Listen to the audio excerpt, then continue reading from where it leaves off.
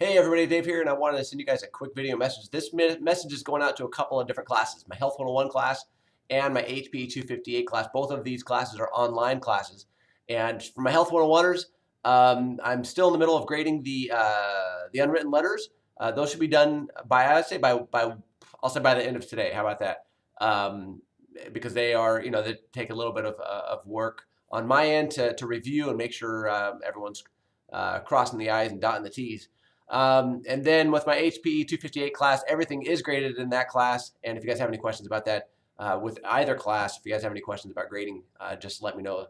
I hope to have all the grading done for this week by Thursday at the latest. I'm going out of town from Saturday to Thursday of next week. I'm going to taking a trip to Zion Canyon and Moab National Park with a group from Clark College, and we're going to be gone for about 5 to 6 days. And I'm not sure I'm going to have a whole lot of internet access. So if there's any grades, any questions about your grades, just let me know. And if you send me a message next week, I probably can't return to that because I'm going to be on a little bit of a journey. So in any case, this week we have a SMART goal assignment. And the only reason I'm sending this message is because I've reviewed about 6 SMART goals that have already been submitted. And although they're great, listen, I'm not going to minimize anyone's pursuit of optimal health here. But this goal is beyond that. Let's just take into consideration, let's just think for a moment about goals. Now I'm 43. If my average age is, let's say, 80, I'm already halfway there. So now I often draw a kind of a bell-shaped curve of life, and I'm kind of just past the peak, and now I'm on the downwards, and what I call the slide. Like the next few years or the next couple of decades are going to fly right on by, and we're on that downward side of the bell-shaped curve of life, and now I'm setting goals like crazy, and not only daily and weekly goals, but also monthly and yearly, and even by the time I'm 50, I'm 43. By the time I'm 50, I want to have accomplished certain things and traveled to certain places. So looking at it from that perspective, I want you to just bear with me here. Let's just say that your college education is done. You're in the middle of pursuing this thing, and from my standpoint, you're going to get this done. There's no other way that life is going to happen. You're going to finish your degree. It's going to happen, period. So I make the assumption that you're on board with this. Your college degree is done. You're going to get married. You're going to get the house. You're going to have the car. You're going to have the job. You're going to have these things like the American way, right? So you're going to work towards those, and they're going to be achieved in the next 6 to 8 years.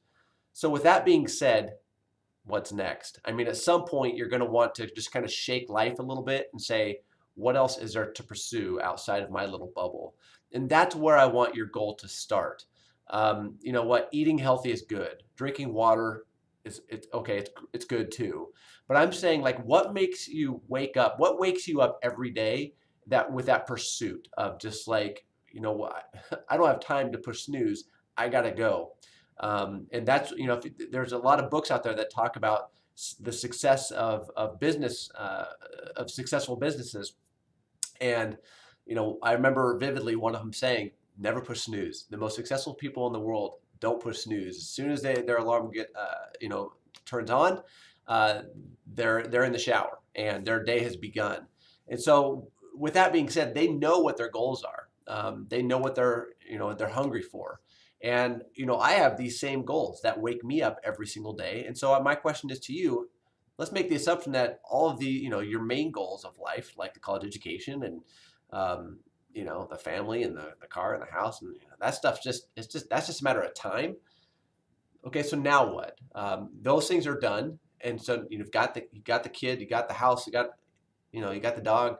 Now what? I mean, what are you ambitiously now going to pursue that provides you with that sense of vitality, that sense of living, that sense of what you're working towards with life. And again, if I suppose if you've never drank enough water, you could pursue a water goal. If you've never ate healthy ever, you could pursue a nutrition goal. But that doesn't wake me up at night. I mean, drinking too much water wakes me up at night, makes me gotta pee, but that doesn't necessarily wake me up either. So my question to you is, what provides you with that sense of vitality? and I don't think you're going to find it through eating better. I think you'll find it through conquering really cool stuff in life. So what is that really cool stuff? And really, sometimes this just takes more life experiences, such as travel and learning languages and meeting people from afar, and kind of I'll say those kind of romantic things that you maybe read about or see on Instagram or Facebook.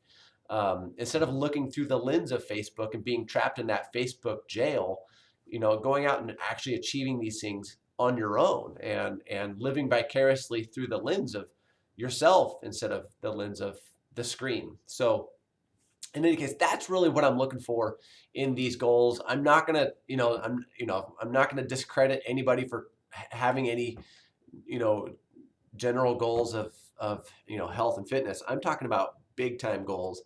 And so whatever you put in, man, I'm gonna give you credit for. But that's just what essentially what I'm looking for is that the basics are gonna get done. Okay. Now what are you going to pursue is what I'm looking for. And the question I posed at the beginning of this term, I asked one time, anybody can go ski at Mount Hood. Why aren't you skiing on the best Alps or the best mountains in the world? Why is it always Mount Hood, or Meadows or wherever? And I asked that question one time, and one student replied just yesterday and said, "I've thought about that question, yet you kept asking throughout the quarter about like why am I not skiing on some other mountain in the world?"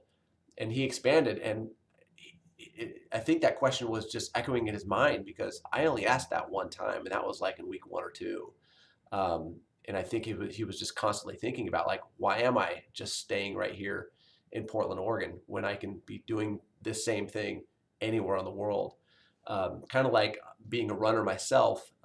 Yeah, I think running the Portland Marathon is great, but there's marathons on all the continents in the world. Why am I doing it right here in Portland or Vancouver when I can go travel and go see the cobblestone brick of Washington, D.C., which I've felt and it's pretty cool. So you see some of the intricate details of bigger cities instead of just seeing the same streets and same grinds here in the Pacific Northwest. Why am I not doing some of this stuff, pursuing my hobbies elsewhere in the world? Is essentially what I'm getting at. And then you can experience different cultures, different ethnicities, different worlds, different air, different architecture, those kind of things, which then provide you with, holy cow, there's so much more out there. So that's really what I'm getting at with this SMART goal. There's a lot to it, but I think sometimes it just kind of takes getting lucky a little bit, like traveling somewhere and then realizing like, oh, the world is quite large and quite diverse and quite amazing. So in any case, I hope I'm not rambling at this point. If you guys have any questions, I don't think you do, but if you do, you know what to do. I'm looking forward to reading some really amazing stuff, your goals. Bye-bye.